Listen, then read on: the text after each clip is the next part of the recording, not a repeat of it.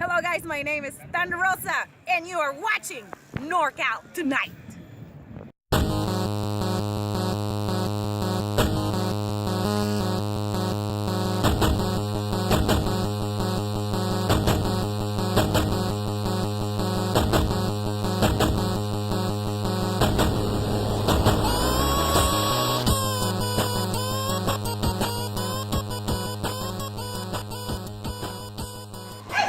Hey, what's up everybody? We're here with a NorCal Tonight exclusive. What we're going to be talking about isn't exactly directed towards the NorCal territory, but it does have one of our own here. We're going to talk about Sabotage Wrestling this evening. I got Joey Rodriguez, lead commentator, correct? Correct, yes. Got Brian Cervantes, which is our booker, promoter, owner. Correct.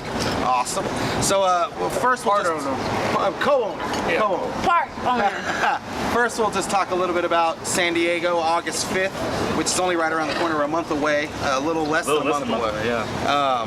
Any key matchups that you guys want to talk about? Absolutely. We get into the evolution of the... One of the matches that has really taken off and has a lot of hype about it is Holiday versus El Mariachi Loco. Oh, yeah. Yeah. Those are two people who have wanted to wrestle each other for a long time, and now they're finally getting the opportunity to. And as far as like promoting the match, they've both done a really masterful job of getting the match over. It's easily probably the match I'm the most interested in that night. Sweet. Yourself, Brian, any match sticks out to you? Well, considering we're doing a NorCal Tonight show, probably Shotzi Blackheart and Steven Tresario. Oh yeah. They're both coming from East Bay Pro Wrestling. They're familiar with each other. Both came out of Stoner U, both playing in the same camp. Yeah. And they've both really taken off as wrestlers within the last year. So. And if you hear most of these matchups, because all of these matchups are going to be intergender. Correct. Yeah. Right? Correct. What is it called? It's not gender wars. That's the hashtag war of the genders. Yeah, the official name of the show is Something's Got to Give. Something's got to give. That's right. And to my knowledge, this is going to be probably the first ever all intergender show. Maybe not only in California, but possibly on the entire West Coast. Nice. Is that something you guys were shooting for when you were putting this show together? Did you want to do the gender thing, or did it all just kind of happen? Just kind of happened. Yeah. We were in the car ride to Texas, and we were coming up with some ideals. We had a lot of the talent with us in the car, and I just brought it to them. I said, what do you think about a whole show of all males versus all females? And they were like, hey, that sounds great. And we kind of booked the whole entire show. Like 3 hours. 3 hours in the car ride. Oh, but you had your roster with you, and I'd like to emphasize roster, because you do have a core roster. Yes, right? Yeah, we do. We some of the girls we have been on all 3 shows, and they've all busted their asses and shown that they deserve to be part of the roster. Ah, that's good. So how many women altogether would you say are core roster members? Say about a good 12 or so. 12? Yeah. So you could put on a show any day of the week, because with 12 performers, you easily are going to get some matchups. Yeah. So that's pretty good. So August 5th, it's actually in Imperial Beach. Yeah, Imperial Beach, California. Yeah. It's going to be hosted by Battle U, which Battle is U. the training school of Finest City Wrestling. And they're nice enough to let us use their building for the evening. We're really excited because we actually have both the trainer of Battle U and one of the students will be involved in the show. So that's awesome. In fact, one of the matches is sponsored by Finest City Wrestling, which is B-Boy versus Hudson Envy. B-Boy is the trainer, head trainer at Battle U, and he was a part of our last show in the Southern California region. And Killed it with Christina Von Eerie, right? Absolutely, they had a really well received, very much talked about match. And so we're bringing them back. He's going to be facing Hudson Envy. It's one I'm really looking forward to. That's going to be a fun one, man. And you know what I really would like to just give you guys a lot of credit for is extending the territory of which you actually run shows. Because you've had 2 shows in Southern California. This would be the 3rd on August 5th, right? Yes. And then you had 1 show in Texas. Yes. That actually was a great show, obviously. We all watched a little bit of that. It was a lot of fun. How is that? Is that a hard transition from one crowd to the next? Yeah, I would say it is, because the LA crowd they're very familiar with wrestling, and they go to a lot of shows. Usually that fan base is at 2 to 3 shows a weekend. Yeah. So it's really hard to try to come up with something that's going to please them. You just can't put 2 people together and expect them to enjoy the matchup. So it's really hard trying to Well, when come you out have here. what's the word we're looking for here? An experienced crowd. Yes. It's not easy to just, like you said, throw two people in there and just have them go at it, because they're an experienced crowd. They're expecting something good. So Yes. it goes a little more into booking. So the difference from Texas is Texas.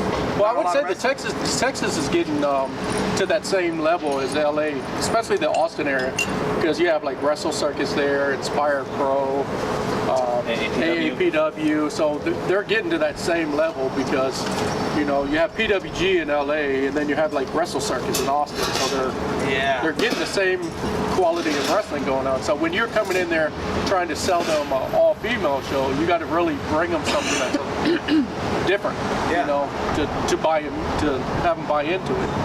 Yeah. It's a completely foreign territory for us. As you know, we ran the first 2 shows in California. You know, most of the people who are at those shows are people I'm familiar with. Yeah. So when you go out to a place like Texas, where I probably haven't been in Texas before we went out there, I probably hadn't been in Texas in about 25 years. Yeah. So I don't, and plus, like he said, Texas is becoming a real hotbed of wrestling. Wrestle Circus. In fact, I saw a joke. Somebody called PWG Texas because of wrestling. Oh yeah. So you know they're getting pretty big out there. So when you're going into this foreign territory, it's like you kind of gotta know what you're getting into a little bit. Yeah. Especially you with gotta take the steps slowly. Yeah, and you know we use a lot of the talent from out there as well. Yeah. So these are girls that I only met for the first time, like Machiko-san, or you know, we had a couple of girls from Oklahoma come out as well, and this is the first time I worked with them as well. And they're all very talented girls. I'll put every single one of them over any chance I can get. So you're working with new talent, you're in a new area, it's a whole different experience. Yeah, it just really opens your eyes to just the world of professional wrestling. Absolutely. Rather than just territorial. Yeah, we relied on Hill Face Wrestling to help us out a lot also. Hill Face, yeah.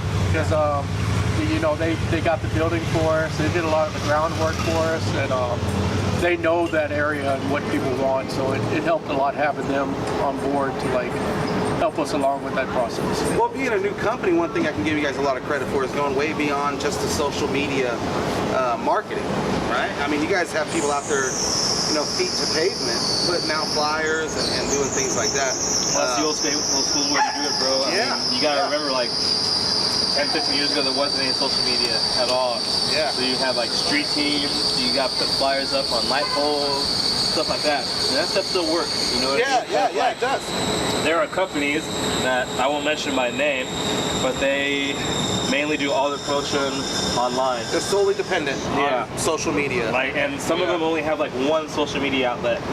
And that really won't take you far. Yeah. You know what I mean? Because not a lot of people have. Well, it's definitely going to hinder. It's going to hinder ticket sales. Yeah, absolutely, absolutely. Yeah. So, you August 5th, you're running Imperial Beach, but soon after, I mean, we're talking 2 months and a week later, you're back in Texas. Correct. Yeah. Right? Where are you running in Texas? What's the? We're running the same location we ran before. It's called Come and Take It Live, formerly known as Grizzly Hall. Oh yeah, that has that real cool venue, right? Yes. I think it was like bamboo or something. Like straight wood. It's like wood. Like redwood, yeah, like a redwood kind of thing. Yeah. Yeah. Very unique setup. Yeah. How'd you guys do last time you were out there? I would say we did pretty good. I mean, being the first time we ran out there, bringing out a new product, pretty much 90% all women's show. We could have done better, but we didn't have a lot of time to do a lot of groundwork. But this time we will have a lot of time to do a lot of groundwork, and we have more people behind us because it was kind of like the first show was something to. It's like a feeler. Yeah, you have to have everyone come to the show, see what it's about. Now those 150 so people that showed up the first show go back and tell other people, get them interested, you know. So you can't just expect to throw a show out there and get 300 people. Well, especially an all-female show, right? 'Cause that's not always easy to sell. I mean, female wrestling is definitely on the boom right now. Do you guys have a lot of, I don't like to use the phrase big names, but do you have like maybe much, what's the word I want to use here, mainstays on the independent scene contacting you about Sabotage? We have some, you know, so, but we do have our core roster, so we build around our core roster. You know, we can have, you know, a lot of names say they want to be a part of Sabotage, but it's all about, you know, that core. What are we going to do for that core? How we bring somebody in, how is it going to work? How's it going to benefit the core and help everybody, right? Everybody. I remember the very first Sabotage show. Not even an hour or two after the show had ended, we were getting DMs on our Twitter from girls who are names, girls who have been on TV. You know, they've been all over the place, asking us how to get booked. And when you see something like that, that's just like, that's crazy that the word spread so quickly that people would actually be, I mean, and it was only our first show. It was like the very first show we ran. So to have somebody who's like, wow, this girl was on TV. Yeah, this she's girl, on that level. This girl was in Ring of Honor. This girl was in WWE. You know, to have these people contacting us only after our first show was like amazing. Yes. And even though they're contacting you, it doesn't necessarily mean that they're guaranteed a spot. No. Right? Because your core roster is built around respect and it's built around a number of things, right? I mean, it's not something that you just threw together. You care and you have concern for their futures. Are there? Have you ever found yourself in a position where maybe a roster member or just things weren't going the way that you were hoping they would go, or you ever found yourself in a position of controversy within your roster? I'm just curious because you put these women together and they're expected to work together. Yeah, I would Has say there been like a moment where that didn't work out. the first two shows ran pretty smoothly. We didn't have anything. The third one, we did have a particular individual that didn't live up to the Sabotage standards. Okay. So now that happened, one of the things we always pride ourselves is we want to have a good locker room. Yeah. Locker room etiquette. We realized every time you bring in more people, you're going to have, people butting heads or something like that. So it just, we try not to have that Sabotage, and it's not tolerated. People bad mouthing each other in the locker room and things like that. There's no one performer that's bigger than the entire company. No, absolutely. Everybody in our roster is equal. Yeah. We're going to push them equally. We're going to treat them equally. And as long as they give back in kind, we'll help them out as much as we can. Simple as that. So, August 5th, everybody want to make sure you're there from Imperial Beach. What are ticket costs? Do we still have VIPs available? August 5th, front row is sold out. Okay. Those are $30, and we have general admission. Those are $20. Okay. And there's still plenty of general admission? Plenty of general admission. Okay. Imperial Beach, August 5th, 7 o'clock? Correct. And it's Battle U. Actually, the pre-show starts at 5:30, and that's going to be hosted by Donovan Troy. Well, what enticed you guys to do that? That's a great question to ask you. So Sabotage Pro Wrestling, they have a pre-show before every show, and it comes with a VIP ticket. Yes. Right? And it's a talent show? Talent show, variety show. It actually started because it's kind of weird because That's a question for me. we were having parking problems at Clayla Avenue. Oh, okay. So we decided, okay, A lot of people are going to have to Yeah. have this long period of time where they're going to have to try to find a place to park. Yeah. What are we going to do to entertain the people while they're there, waiting while the other ones are coming in? So Thunder Rosa and Joey came up with let's have this talent show.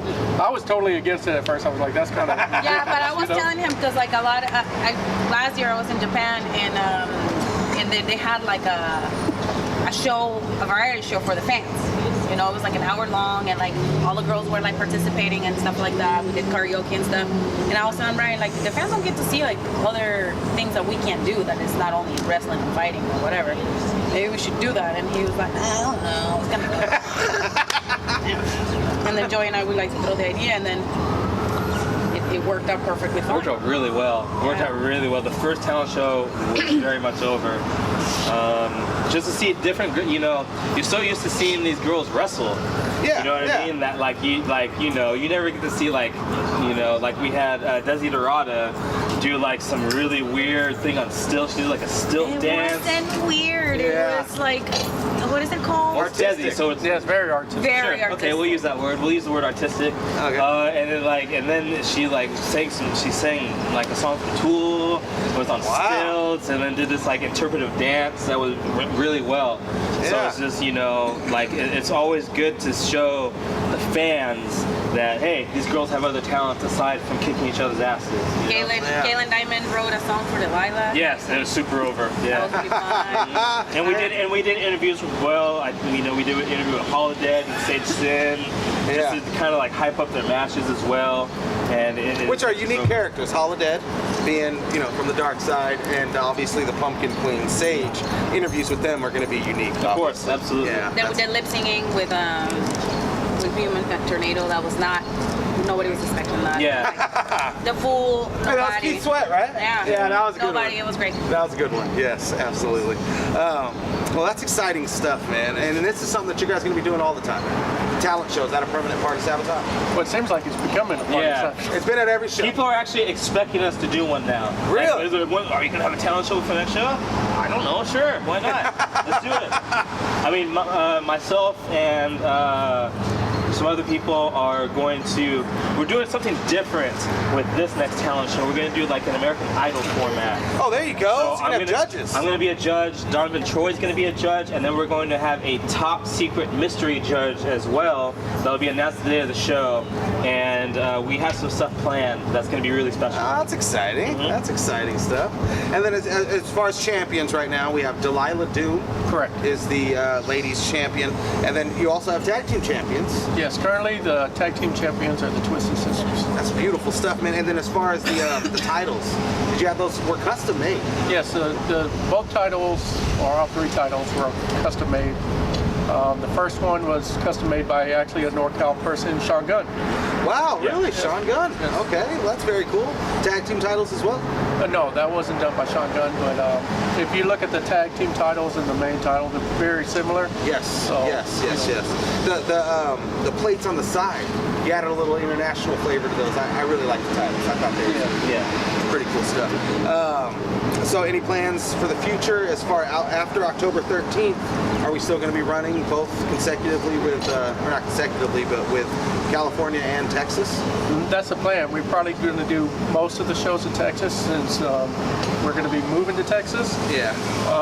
But we do plan on running hopefully a few shows a year in SoCal. Should we hope for Sabotage to one day make the jump to, say, Chicago, New Jersey? Do you want to take this show on the road, as they say?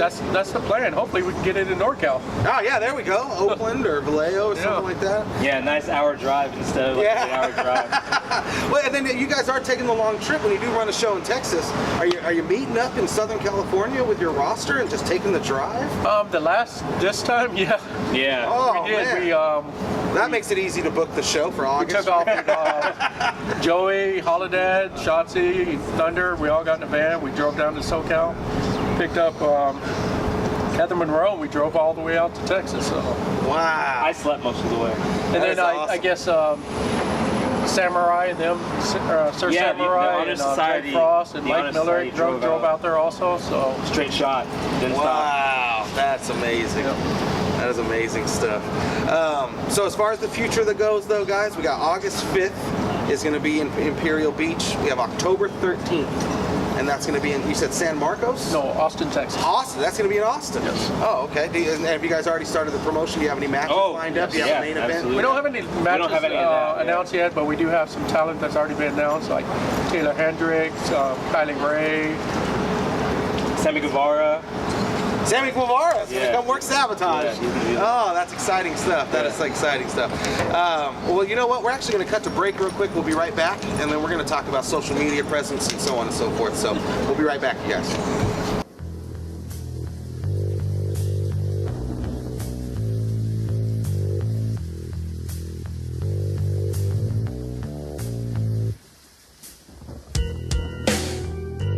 Hey, dude, where did you get this 8x10? I got this sick 8x10 by West Coast Designs. You need some, I already got some, so. or anybody else. West Coast Designs, they are your people's. Dark Side recommended, Dark Side approved. Check them out on Facebook, Twitter, and Instagram, West Coast Design. Dark Side approved, baby.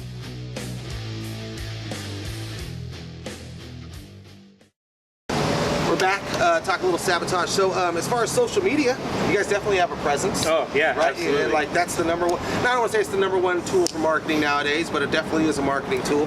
What do we have? Well, we have a Facebook. The Facebook was the very first thing we created. Okay. We have the Facebook, which is Sabotage Women. Okay. In fact, they're all Sabotage Women for Facebook, Twitter, and Instagram. Oh, it's all the same? Yes, yeah. That's a score. We changed the name a couple months ago. It was like Sabotage Wrestling in 2016. Yeah. And that was cool for a minute. But It was then, cool you in know, 2016. Right? Yeah, exactly. But 6 months later, it's like, hey, we gotta change the name. So we changed it to Sabotage Women. All right. We all kind of help in different ways. Like, we all help run the Facebook, the Twitter, also as well. And I'm usually the guy who's doing the Instagram. Okay. So whenever, like, you see an Instagram post from Sabotage Women, that's me putting up a picture of one of the girls, or putting up a picture of one of the matches. Yeah. So that's, you know, and then they are mainly on Facebook and Twitter. We'll do polls on Twitter. Hey, who do you think is gonna win this match? Or like, hey, this girl is coming to Sabotage Wrestling. Like this whole last week, we've been nothing but just announcing the talent for the next show, Yeah. and then hype it up in the San Diego show as well. Yeah, Imperial Beach. That's going to be exciting stuff. Yeah. First all intergender show in the, I want to say the West Coast. Yeah, we looked it up. I couldn't find any other shows that ran all intergender show on the West Coast. I couldn't even find one that ran one period until I think Joey told me that Girl Fight had did all gender. Yeah, but that's way on the other side of the country. So. Yeah. One last thing before we get out of here, I do want to talk a little bit about, and that is Sabotage Pro Wrestling goes way beyond just throwing shows, as they say, or putting on shows, right? You guys actually have had your title defended in multiple different organizations throughout the whole country. Correct. Is this correct? The tag titles as well as the ladies championship? And even outside this country. Really? Oh, Canada. Yes. Yeah. So how does that go about? So is your champion already booked for the show, and then you're offered the opportunity to defend the title? No. Usually we try to help them get bookings. Sabotage, we just don't want to just to be about Sabotage. We really want to try to help these girls get extra bookings. Okay. So any way that we can, if it's using the name of Sabotage to help them promote a female match on their show, so be it. You know, whether it's for the title or if it's just general Sabotage match. Presents these Texas Wrestling Federation. They had a whole bunch of our girls on there, and it was all under the Sabotage umbrella. So anytime that we can use Sabotage to help a lot of the females get bookings, that's what we're here for. And also not only getting bookings under the Sabotage name, but like obviously elsewhere. You know, like for instance, if somebody, hey, does anybody know any girls from this location that we can use for a show? It's like, hey, you should book her, and her, and you know, give them a shot. And you know, it's like I said, we'll vouch for any girl that has worked our show and we think is deserving of it. Yeah. You know what I mean? Like that can carry yourself like a professional. Absolutely. Yes. Right. Like, you know, for instance, our champion Delilah Doom. Yeah. You know, we'll go more than out of our way to say, hey, you need to use this girl right here. We just used 4 girls from Oklahoma for the last Texas show, and I will tell anybody who's trying to wrestle or trying to do a show out there, hey, you need to book these 4 girls from Oklahoma. Yeah. They're all fantastic. Yeah. And I feel like it's very talent driven. You don't get that very much anymore. A lot of it's company driven when you deal with professional wrestling companies. So I want to credit you guys for that. Just the bigger name they are, the bigger name you are. Right? I mean, if they're getting booked worldwide and they're working your show, then that's going to benefit you, but also benefit them. So that's really cool that you guys are doing that.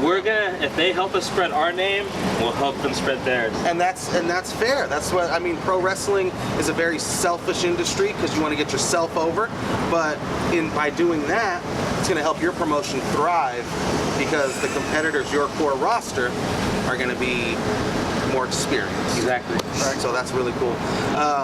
NorCal Tonight exclusive, guys. Sabotage Pro Wrestling, August 5th, Imperial Beach, $20. War, almost called it War of the Genders. Something's got to give. Hashtag War of the Genders. We really appreciate you guys checking us out. Follow, support independent pro wrestling. Sabotage. Follow women's wrestling. Women's wrestling in general, absolutely. Thank you so much, Joe. Take care, brother. You guys have a beautiful evening. Bam.